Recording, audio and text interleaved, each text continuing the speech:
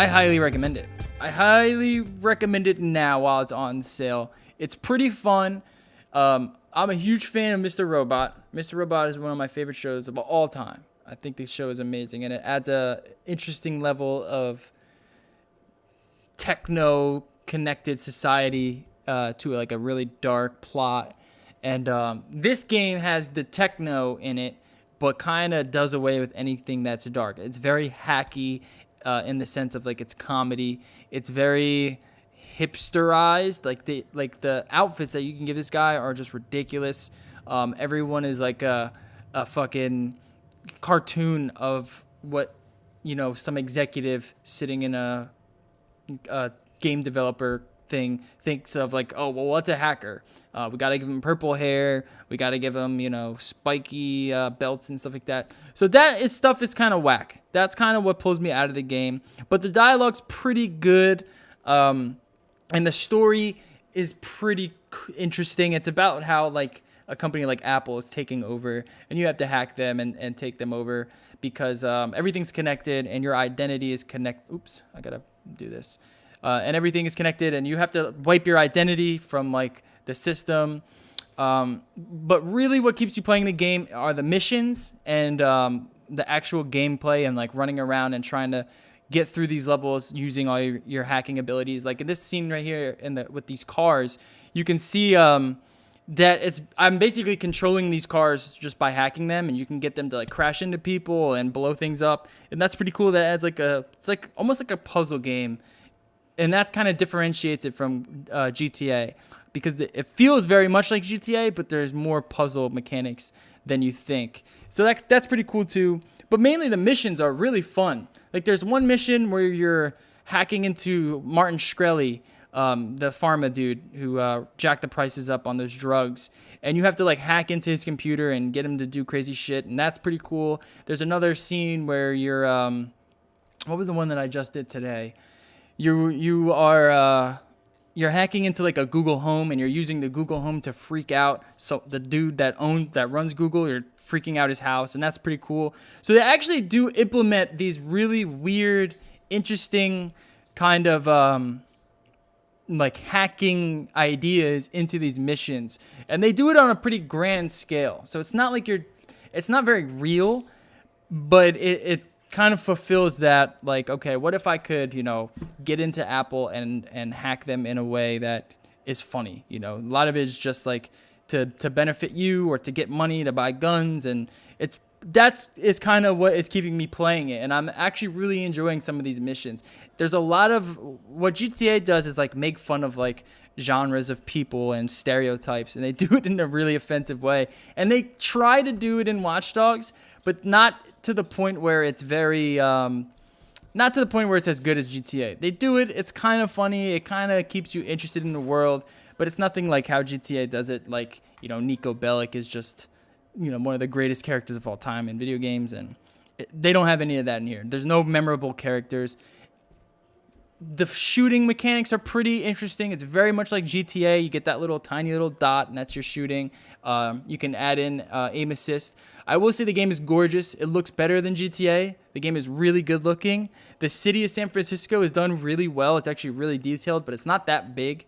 It's not as big as Grand Theft Auto's world, but it's detailed, and that says for something. Like we were talking about before, you know, there's a lot more to do in Zelda, but it looks kind of sparse. There's a lot to do, and it looks like there's a lot to do. There's a lot of little collectibles. There's interesting skill sets that you can do. You get quadcopters, like these drones that actually help you, and everything kind of works. It's not the best experience though, and that's basically because the main character that you play is such a fucking loser. Like, I hate him so much. He's not funny. He tries to be funny. He tries to be like this just terrible character. And it kind of kills that for me. That's the only thing that I wish they did better, was create a better main character. But everything else is pretty fun. And I do recommend getting it if you can get it for around, I would say, 20 to 40 bucks. That's probably the most I would spend on it, is 40 bucks. There's a lot of DLC. There's interesting like multiplayer things that you can do, and hacking like these maps with another person is actually really fun. I haven't done too much multiplayer because not a lot of people are playing it. But when I do, it is fun and it is a treat. And teaming up with someone to kind of defeat these missions adds another level to your like puzzle mechanics. For some reason, it looks like my recordings aren't looking so hot. I gotta stop using shadow play. It's like not running right on my computer these days. Anyways, Not gonna lie, that happens sometimes. It happens to me too. do you see it's like a green box that just pops up?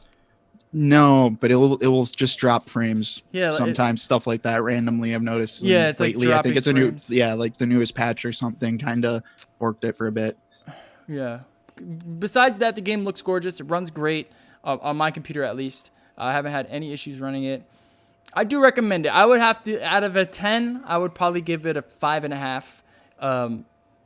It's fun. It'll keep you interested. The stories are fun. Like I said, the missions are really cool. But that's about it. Everything else is pretty much unforgettable. You're gonna forget a lot of these missions. You're gonna forget a lot of these characters, but keeps you busy, and it does fulfill like that kind of mentality of like, what if I could hack this? And they really do give you the freedom to do a lot with your hacking, and it's pretty fun in that way. So yeah, 5.5 out of 10. It's not the best game, but it's definitely above average.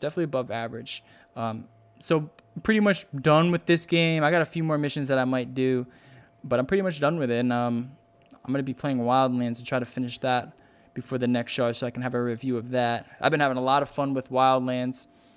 Here in this scene, you can see this is like, you'll run into these areas where you have to kind of unlock like a power source to fire up this huge crane, or it's like a huge satellite that you use to kind of funnel funds into your kind of like headquarters that you have, like they call it DedSec HQ. And this is a pretty cool mission too. But this is the kind of, you're gonna see a lot of these puzzles if you pick up this game, which is fucking annoying. I don't think this is a very fun puzzle mechanic, but it does add some kind of like thinking to the game. So yeah, I think a lot of people will enjoy it.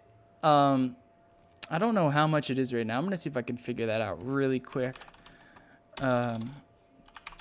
Because that will ultimately depend on if I recommend it or not. I don't even know if I would call it like a $40 game, but we'll see. Give me 1 second, guys. It's $30. It's Normal? $30 right now. Normal or Steam sale? Steam sale, $30. So you can pick it up. Yeah, for Steam half sale was price. $29.99. I just looked at it. Yeah. So that I do recommend it for $30. If you are into GTA. If you hated GTA, if you don't like those kind of games, then don't pick this up. You're not gonna like it. It's exactly the same game except with a hacking Mr. Robot skin on top, and it's not done Also- like Mr. Robot. Also, you have to have Uplay, correct? Yeah. Oh, I actually will state that I had an issue with Uplay when I first downloaded the game. really? Yeah, I had to. Yeah, I had to. I downloaded it, and it needs like an anti-cheat fucking thing to run on next to it, and it just wouldn't run. So I just had to restart my computer, and then it worked from there, and then it was gravy. But it's pretty fun, man. It's pretty fun. The city is done well. I'm trying to think of like why I like it so much. Go ahead. Did you play the first one at all? No, I didn't play the first one. I heard the first one not that good. Well, that's what I heard, and I heard the second one was a lot better than the first one. This is pretty fun, man. Okay. I will say that. Because that's why I was curious. Because like I don't know, the actual theme of it seemed pretty cool to me. Like the idea of kind of the story, or at least of the first one, and then I heard everyone saying the second one was a lot better and actually worth playing. So I was like, oh, kind of interested. I definitely think it's worth playing. Here is a cutscene that you guys are watching, and in the bottom right, those are that's like your crew. One dude, he's weird, but they put you in a very they make you feel like you're actually hacking into something without actually giving you like code to do. Like everything is just like on the fly. Like you press a button and you can control a car to like just steer right, or you can control like the sewer pipes in the road to explode. So if you have cops chasing you from behind, you just flick behind you, make the water pipes explode, and that'll happen. Or you can flip the street lights to go green on the other side.